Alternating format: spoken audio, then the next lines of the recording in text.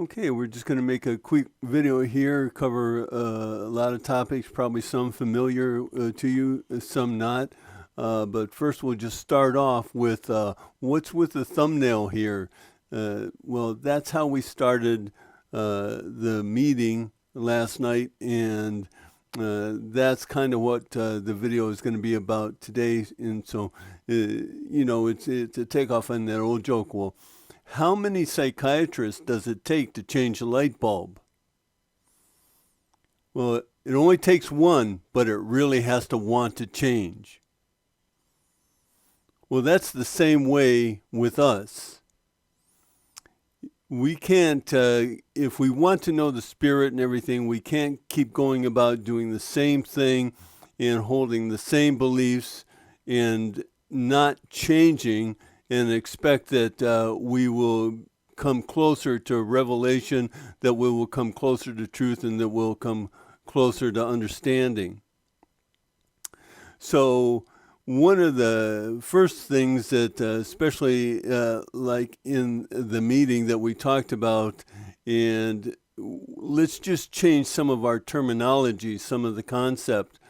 Now, from the thumbnail here, you can see that we use the text, the first agreement. Well, the first agreement was that you actually agreed, you made an agreement prior to your birth that you would come here and go through this three-dimensional experience for the express reason and goal of gaining awareness of this three-dimensional reality.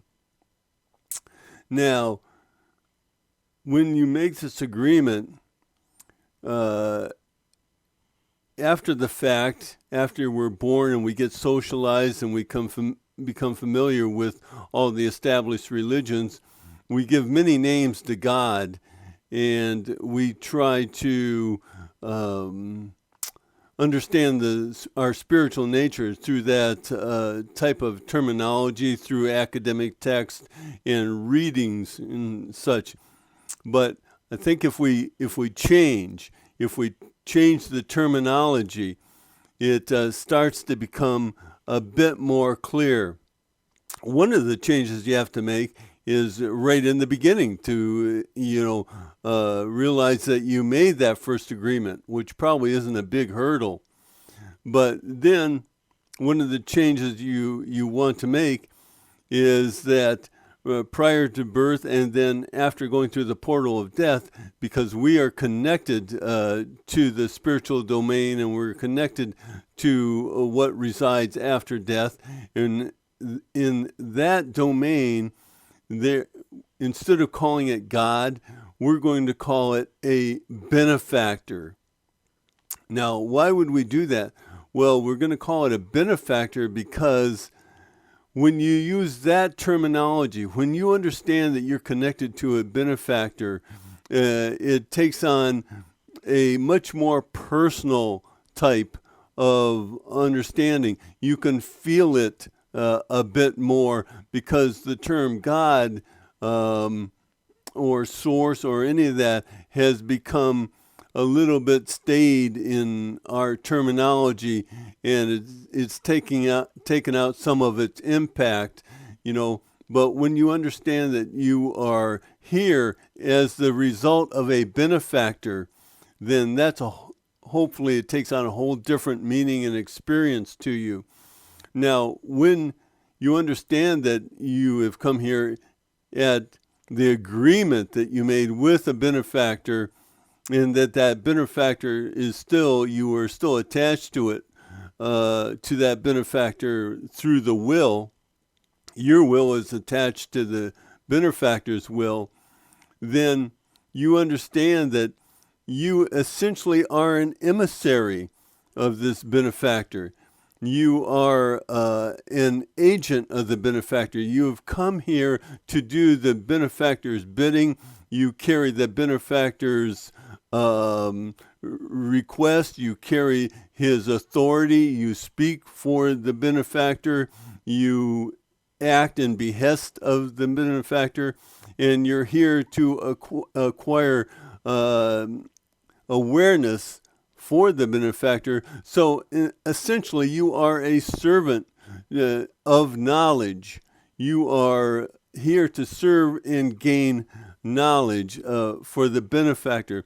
So that's a different take on the relationship. Although it remains exactly the same as you to God, it's just a different take and a different way of understanding the relationship. So it's a change and it's a shift that you want to make so that you become more aware and more in tune and more in touch with your spiritual nature, which we want to get to. Now, in this series that we're talking about that says, well, a Western way of awakening, we go through that because not everybody can relate to the Eastern practices, such as not everybody sees auras, not everybody senses the chakras, not everybody feels the power of Kundalini, not everybody relates to cosmic consciousness,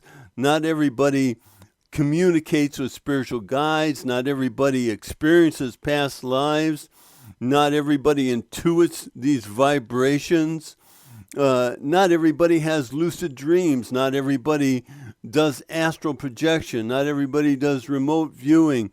To a great extent, some people don't even relate to the spirit.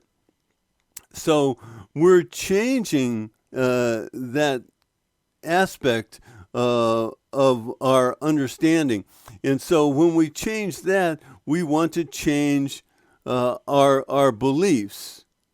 That's the essential part, that as we believe, so we're going to behave, and so we're going to act. So we want to change the belief systems, and we're going to do it in a much more practical way, because as we do these different types of activities in trying to connect to the spirit, let's say meditation or prayer or contemplation, investigation, whatever we do that we're taking steps towards the spirit, that's us taking steps towards the spirit.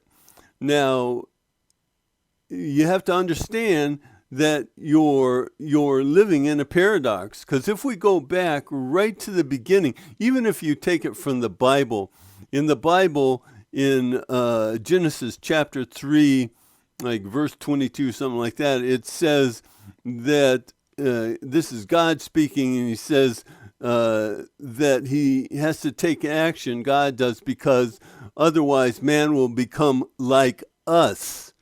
So God himself is using the plural to describe himself. Well, that's the same as us. We are dualistic in nature. We have the organic nature, and especially the 3D reality and our bodily form, but we also have the spiritual nature, which is inorganic in nature, and it has its own realm that it resides in. And so that we sense this, we tend to know that, we tend to take that on as a belief.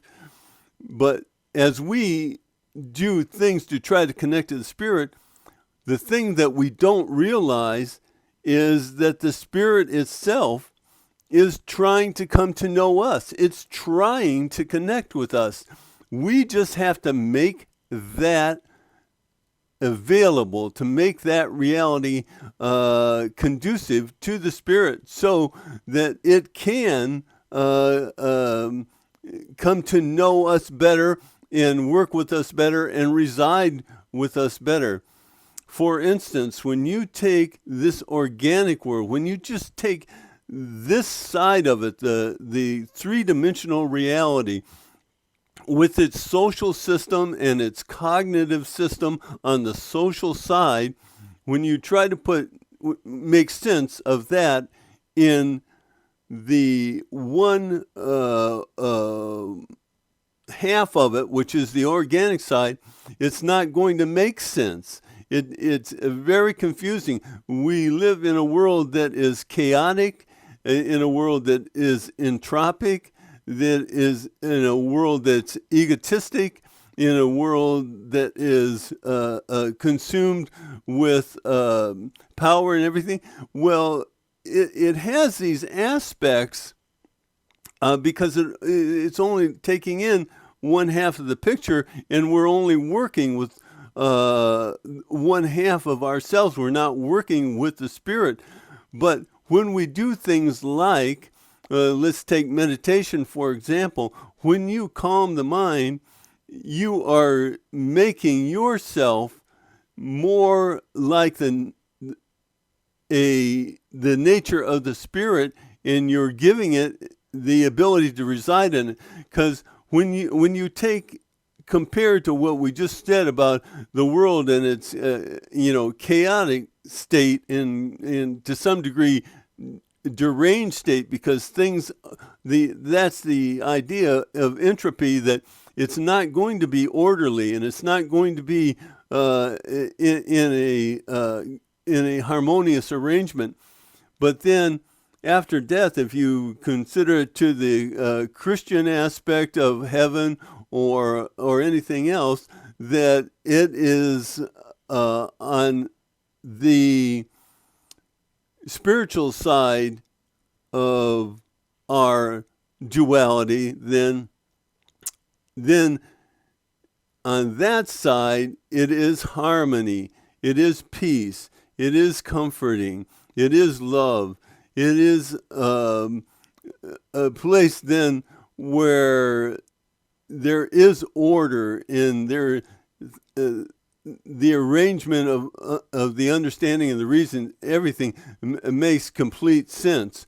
So that peaceful nature is the nature of your spirit.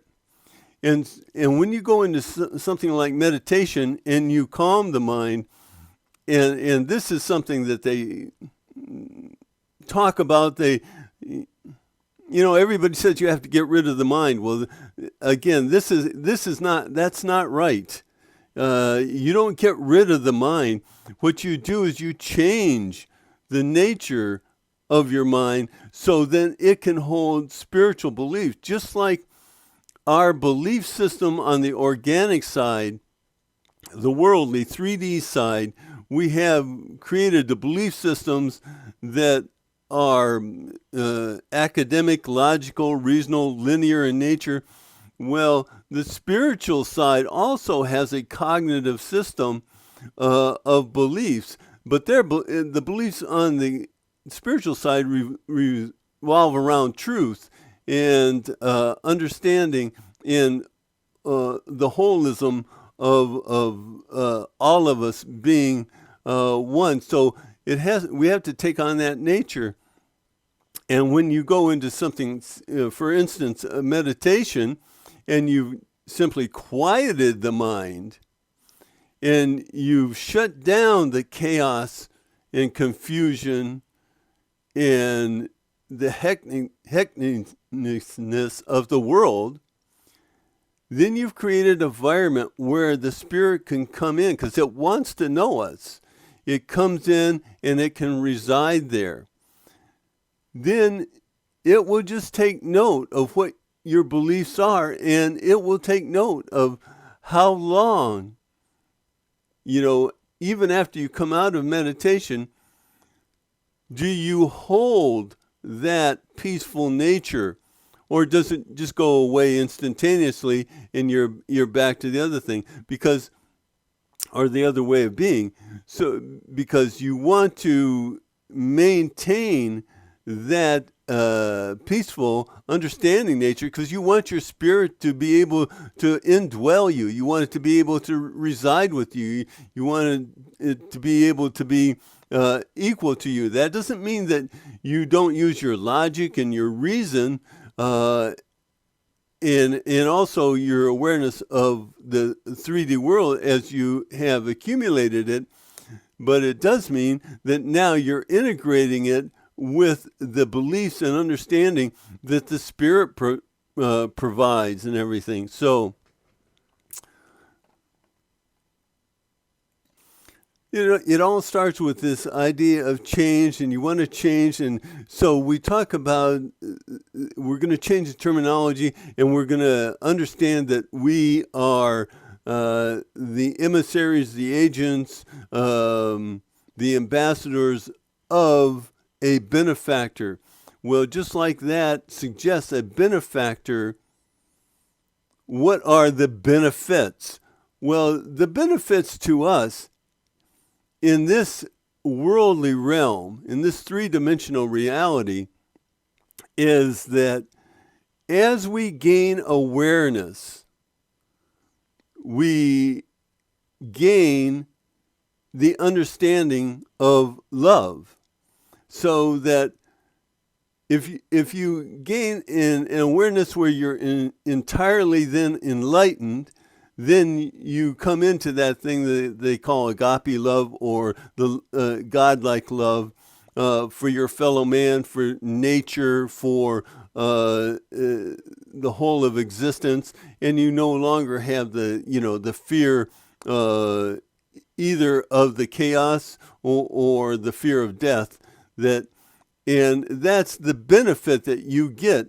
Now you are continuing to do what is your purpose to gain awareness, but that's separate from the issue that as you gain that awareness, you also gain the personal benefit of coming closer and closer and more engaged in this loving nature. Then for the benefactor on that side, then just as you have benefits, the benefactor is the beneficiary of, and that whole domain is the beneficiary of your continuing to serve your purpose of gaining awareness, because it's that awareness that will pass in the portal of death that then becomes, that they become the beneficiaries of your awareness, your accumulated awareness, where you have completed, so to speak, your agreement. So this is a type of change in thinking where you have a personal relationship, a personal responsibility, a personal communication, and all that, to understanding that you are both organic and inorganic, you're both human and spiritual, and that you want to combine the best of those natures together, and to bring about that peaceful and loving environment, and the sharing of awareness that you get while you do that. So at any rate, that's it for this video. And if you want to converse on these topics and everything, then this is what the meetings are about as well. So hope you have a great week, and good things happen, and I will talk to you on the next video.